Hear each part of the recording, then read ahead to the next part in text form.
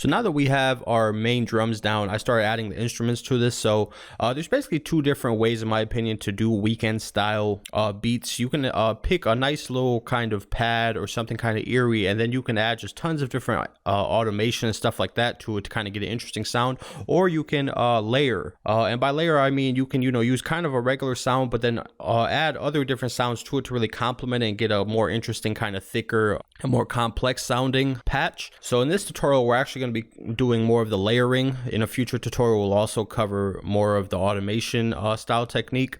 So to start the track off with, I used pad 106, Floating on Clouds, and this is from OVO The Dynasty Volume 2, which you can find at www.studiosounds.com as well. And I'm going to just lay down some basic chords with this. So let me go ahead and lay this down, and then I'll show you guys what the actual notes are.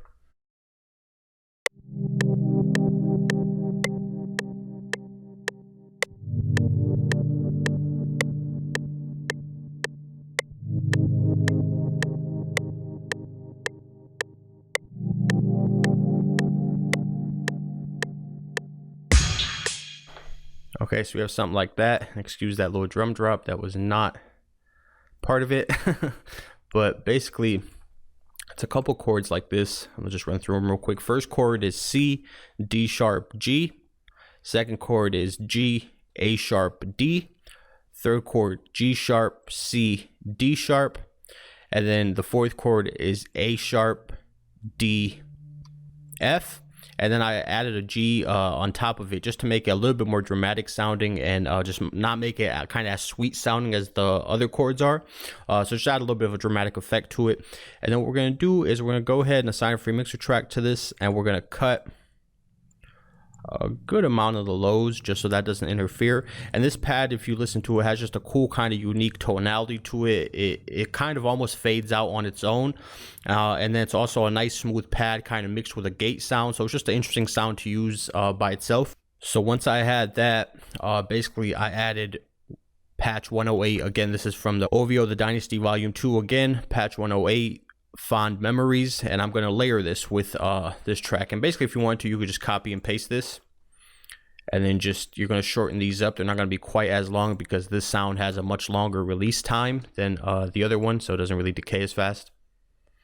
And we might even drop it a little bit lower than that, but let's see. I mean shorter, excuse me. Let's make it just slightly shorter. So just select, pull these back a little bit. And we probably won't even use this little note back here. Just keep it on that other pad just so it doesn't become kind of too messy right there at the end, and kind of end up with something like this.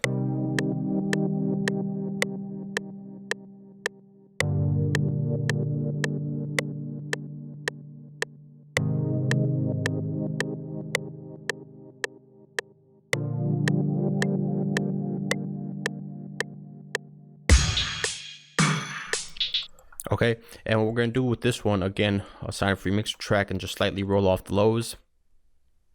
It'll help it blend a little bit better and also just keep that spectrum nice and open when we add a pretty heavy bass line to this. Let's just go in here real quick. I just want to make sure that this note isn't quite as prominent in this, so just turn it down slightly.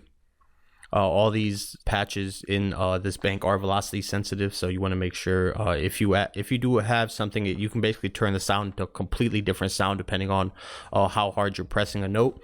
But basically this is what I started off with, and we'll leave this open later on for the intro, but here's what it sounds like right now.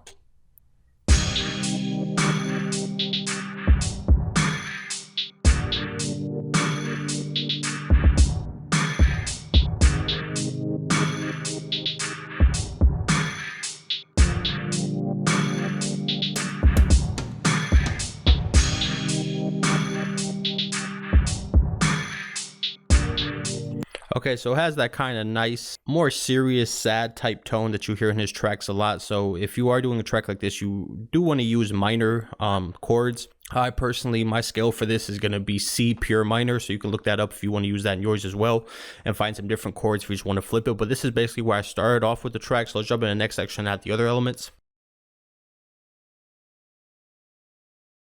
So now that I have these sounds, I just went ahead and EQ'd them a little bit more, just make them a little bit lighter. We want to still keep that kind of light, airy type feel. So I moved the EQ up to about 163 on this pad, and on this one it is about 172, so slightly higher.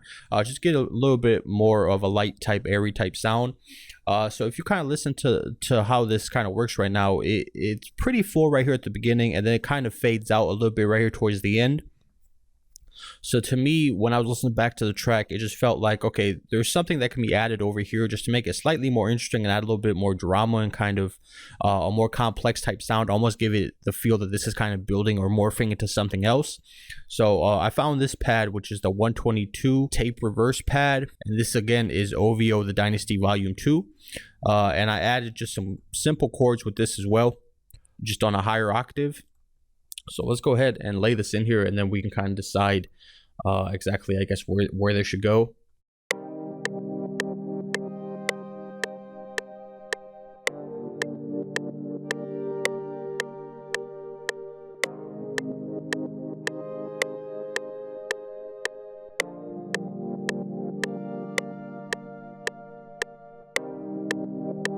Okay, so maybe something like that. Let's go ahead and lay this down.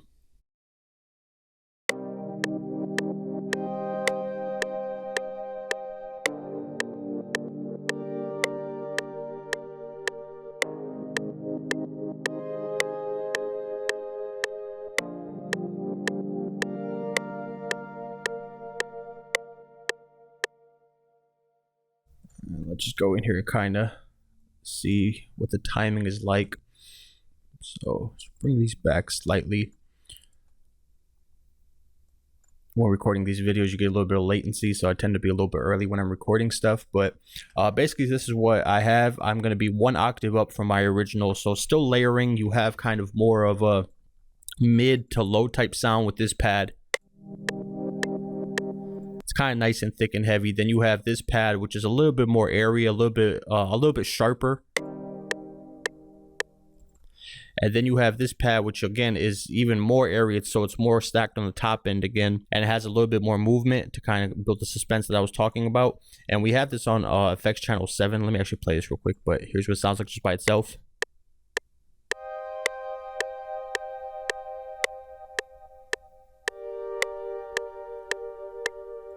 Okay, and we're gonna go ahead, assign it to a free mixer track, which I already did, parametric EQ, and then we're gonna take this up to around 200. So we have something like this when we mix all 3 together.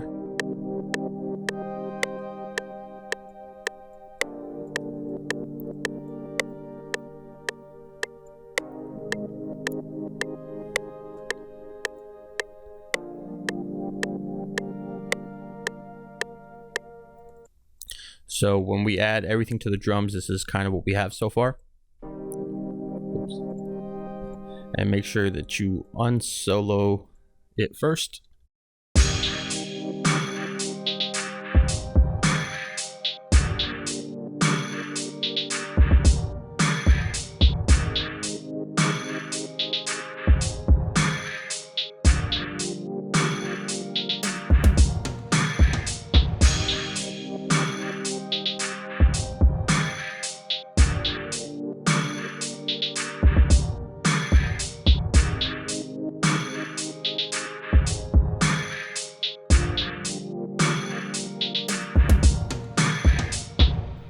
Okay, so that was cool. So once I had this, I wanted to start working on my bass line. Once I kind of have basically the basis of what I'm going to do, I usually add my bass line. For this one, I wanted to kind of add more of an 808, just kind of mean type bass line, instead of using any kind of VST or anything. So let's jump in the next section. I'll show you guys the 808 I added and how I programmed it into here. So as I told you guys, the next thing I wanted to add was the 808. This was kind of influenced more by his radio stuff, mainly the Hills and just that kind of mean 808 that they had in there. So I'm using 808 Distortion 1, and then it just tells you the note. This is from the Perfect Weeknd kit from StudioSounds.com again. So just a nice mean 808, and it's already key labeled for you. So all you have to do is just go into your envelope or instrument settings and then just right click over the note that it tells you. So in this case, it's a A sharp. Right click over it, and now you can actually play this like a bass line, and it'll actually play correctly since everything is mapped to the correct keys. So a C is actually a C, a E is actually an E, and so forth.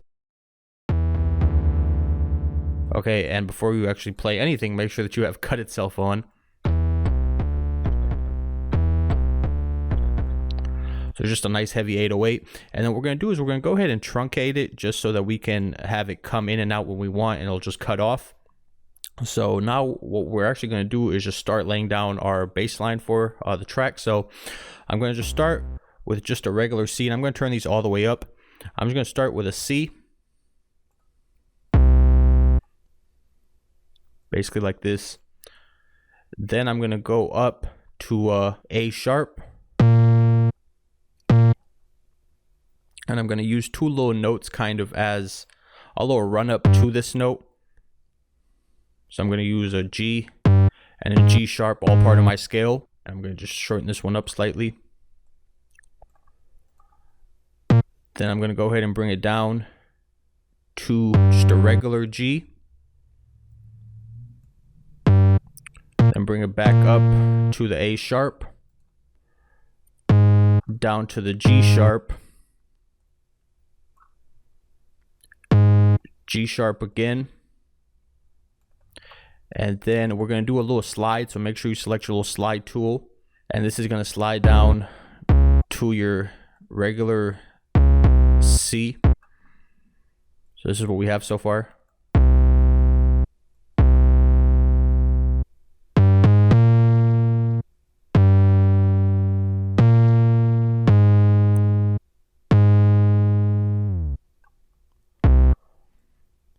And then we're going to basically finish it off with a couple more notes. Oops. Make sure that you'll have the slide on. We're going to start off with a D, D sharp, bring it down to a A sharp.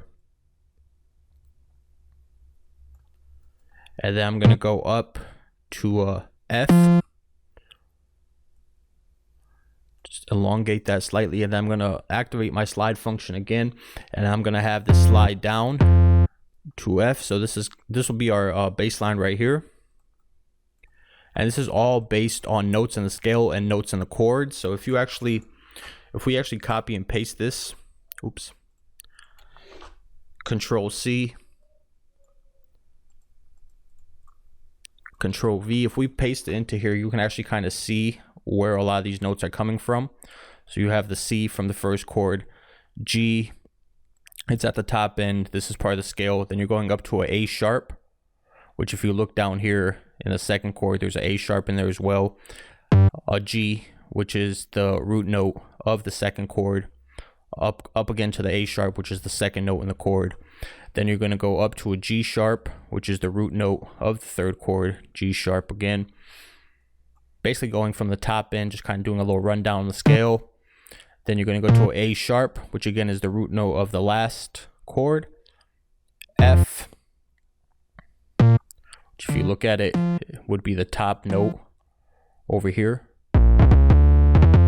the F basically, and just a little slide. So you're basically pulling all these notes for your bass line directly from your chords, and you actually have a pretty good amount of kind of room to kind of play with this and decide kind of what fits best for you. So just kind of play around with it. I actually did a lot more jumping from note to note just because, in my opinion, you kind of want to keep these tracks simple. A lot of the cool stuff that they do is usually with the bass lines as well, so it keeps that top end kind of open.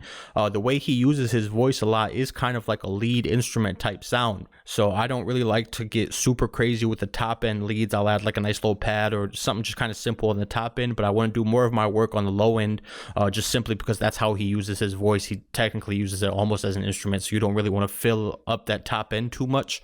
And then what I'm going to do to this is just Alt and Q, again, quantize it. And the reason I'm doing this is because I have my kicks quantized, so this is going to be hitting a lot of times with the kick, and if it's not quantized, it'll be just slightly off, so I want to make sure that that doesn't happen, excuse me. So this is kind of what we have for our bass line, and we'll probably have to turn this down just slightly. It's a very powerful 808.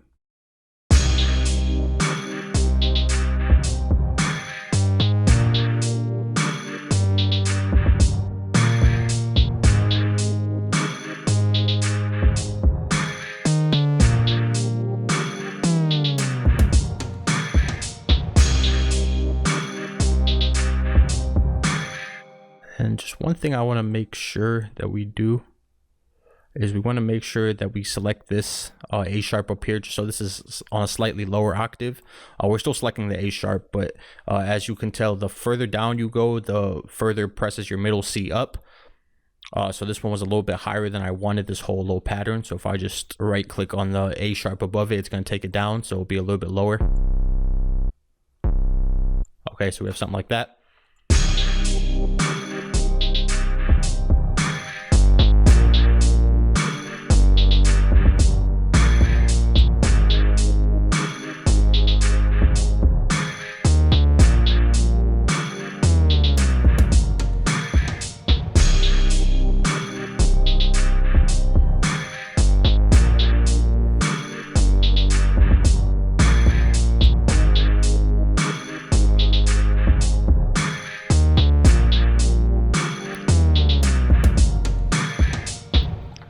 Okay, and my idea was to have this kind of be the beginning of the verse. Then I'm going to do like a little slight dropout, which is something that they do a lot over here, and just not have the drums playing at all. Then we're going to have the drums come back in for the hook with a couple of different elements added as well. So for this one, we're going to basically just drop this out, and we're going to add a nice little kind of bellish type lead sound over top of this section, just kind of have a transition up to the hook. So this is how we're going to go ahead and set this up. Add the crash, add this back.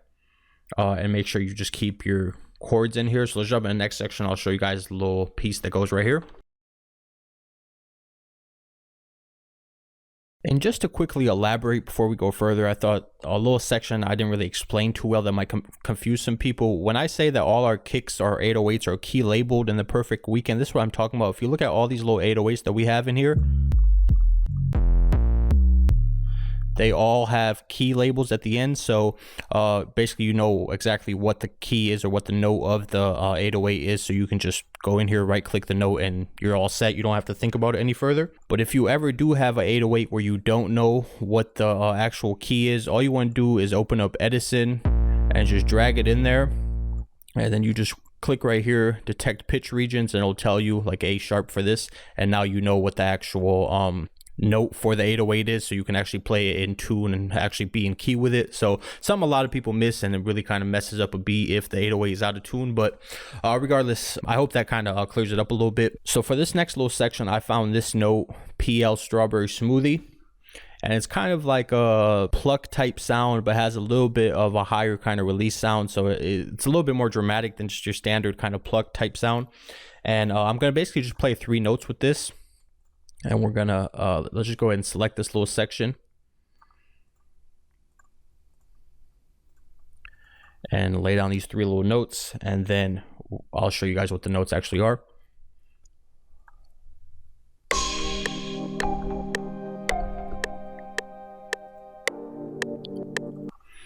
Okay, so it's basically just 3 notes. You're gonna go with a C, a G, and a F.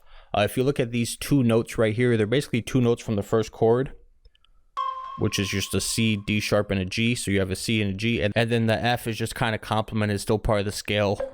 If you look at it, the F is still part of the scale that we're using. So just a nice little melody note. And if you guys listen in here, it actually makes kind of a big difference as far as the melody goes. In my opinion, it adds a nice little kind of tweak to it, and just makes it sound like something different is about to kind of come up in the track. And we're going to basically use this, and then we're going to add a slight little variation to this. So let's go ahead and CTRL and B to copy and paste this, and then we're going to basically play the same thing over here at the 5, excuse me. And basically we're going to add a couple more notes to this. So we're going to add a A sharp, and then right here at the 8 we're going to add a C. And then with our half step, we're going to add like a little slide or a gliss up type sound. So basically have something like this. And then you're going to add a couple more notes in here in this kind of pattern. And then just bring it back down to the C. So when you're all done with this, this is kind of what you end up with. And this is all, again, just drawing notes from the chords.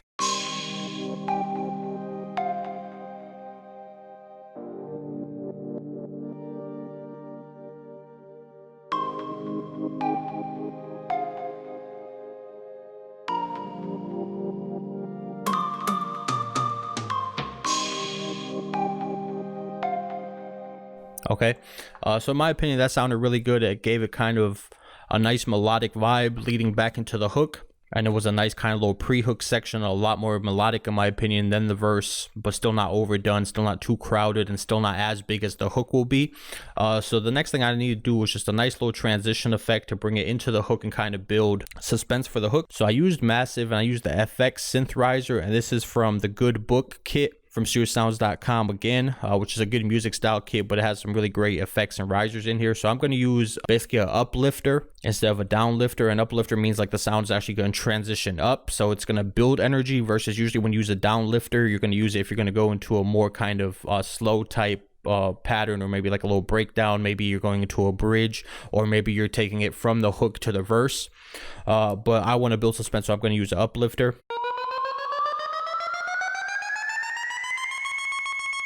Okay, so basically I'm just going to play that.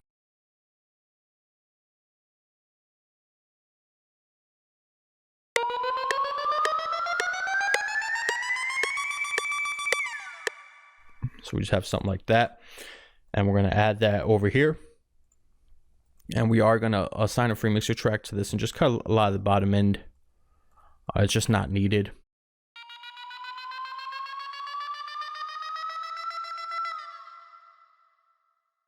Just turn it down slightly, pan it to the left or the right, doesn't really matter, just so it's not as in your face, since it is just a transition. And let's just kind of take a listen to how this builds.